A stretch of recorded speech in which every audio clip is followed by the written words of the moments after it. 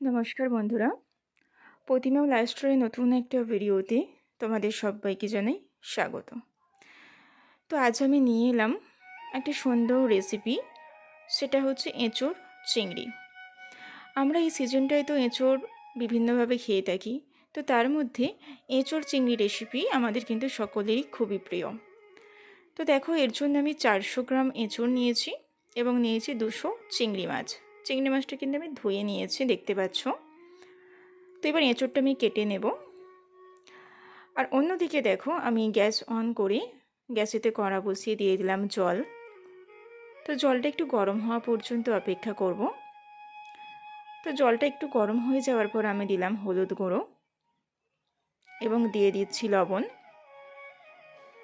দিয়ে এবার এই জলটা ফুটে যাওয়া পর্যন্ত আমি অপেক্ষা করব। তো দেখো, জলটা যখন এইভাবে ফুটে যাবে, এবার আমি কেটে রাখা এঁচোড়টা দিয়ে দিচ্ছি।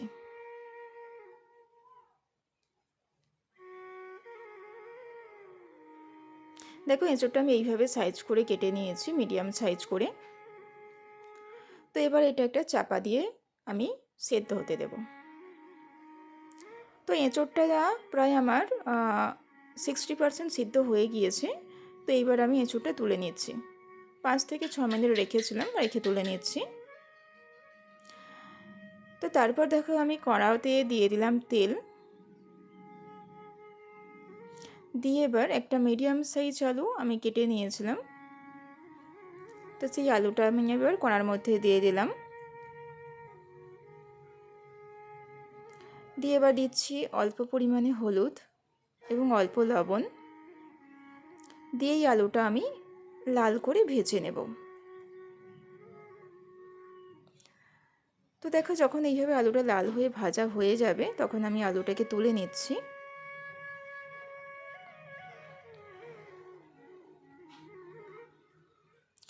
এবার এই তেলের মধ্যেই আমি সেদ্ধ করে রাখা এঁচোড়টা দিয়ে দিলাম। এবার এই এঁচোড়টাও কিন্তু আমি একটু ভেজে নেব।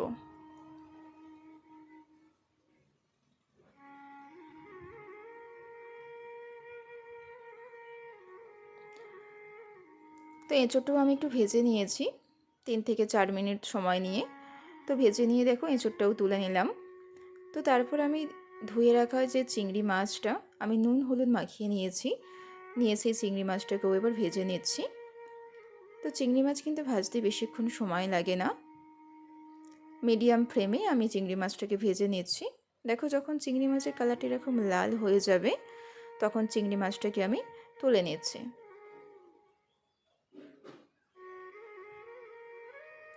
তো তারপর দেখো, কড়াতে আমি আরেকটু তেল দিয়ে দিলাম। দিয়ে একটা শুকনো লঙ্কা আমি কেটে দিয়ে দিলাম। দিলাম 2টো এলাচ, দারচিনি, লবঙ্গ দিয়েছি 2টো, এবং 2টো এলাচও আমি দিয়ে দিলাম। এলাচের কিন্তু মুখটা একটু ফাটিয়ে নিয়েছি। এবার দিলাম গোটা জিরা। তো এই মশলাটা আমি একটু নেড়ে চেড়ে ভেজে নেব। তো এবার দেখো, আমার ভাজা হয়ে গিয়েছে মশলাটা। এবার আমি একটা মিডিয়াম সাইজ পেঁয়াজ ছোট্ট টুকরো করে কেটে নিয়েছি, নিয়ে সেই পেঁয়াজটাও আমি এবার একটু ভেজে নেব।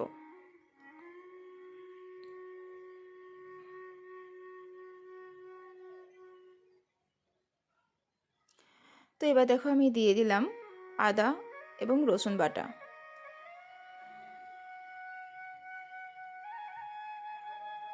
তো আদা রসুন বাটা দিয়ে একটু ভেজে নিতে হবে।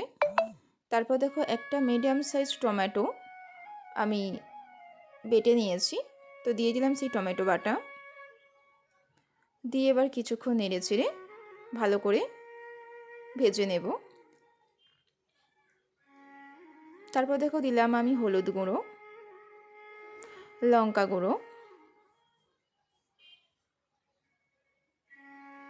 দিয়ে দিলাম ধনে গুঁড়ো এবং দিলাম জিরা গুঁড়ো। তো এই পুরো মশলাটা আমি ভালো করে কষে নেব। একটু জল দিলাম, যেহেতু মশলাটা আমার শুকনো হয়ে যাচ্ছে। তো একটু জল দিয়ে কিছুক্ষণ সময় নিয়ে ভালো করে কিন্তু মশলাটা কষে নিতে হবে। দেখো, আমি দিলাম অল্প পরিমাণে চিনি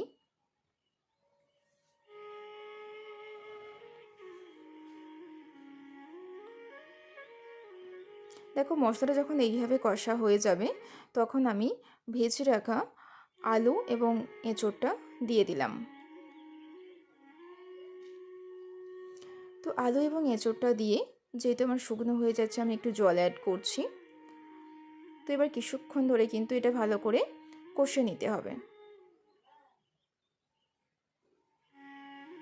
আমি আরেকটু জল দিয়ে দিলাম, দিয়ে এবার নেড়েচেড়ে একটু কষে নেব।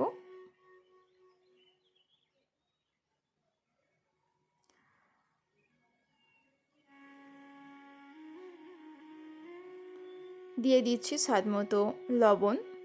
আমি কিন্তু এখানে একবারই লবণটা অ্যাড করে দিলাম, পরে আর দেব না।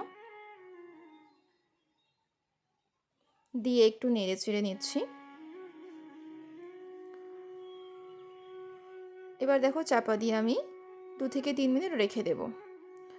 তো তারপর দেখো 2 থেকে 3 মিনিট পর আমি ঢাকাটা খুলে নিয়ে আবারও ভালো করে নেড়ে নিচ্ছি। তো এইবার দিয়ে দিলাম আমি ভেজে রাখা চিংড়ি মাছ।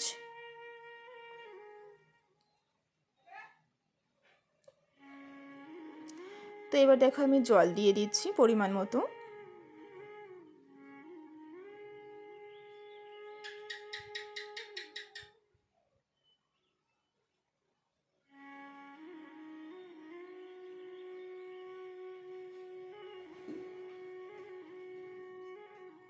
আমি আরও একটু জল দিয়ে দিলাম।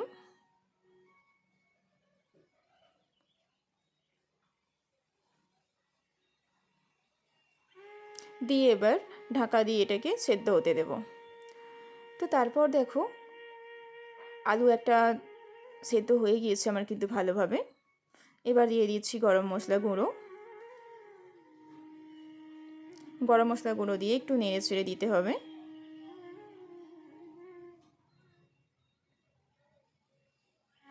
এবার দিয়ে দিচ্ছি আমি অল্প পরিমাণে ঘি। তো ঘিটা দেওয়ার পরেও আমাকে একটু নেড়ে চেড়ে নিতে হবে, ঘিটা ভালো করে মিক্সড করে নিতে হবে।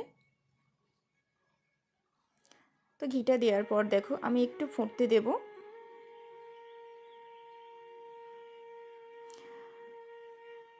তারপর দেখো আমি নিয়ে চলে আসছি, কালার দেখছো কত সুন্দর হয়েছে। এটা কিন্তু খেতে কিন্তু ঠিক ততটাই সুস্বাদু। যদি ভালো লেগে থাকে অবশ্যই কিন্তু লাইক শেয়ার এবং কমেন্ট করো।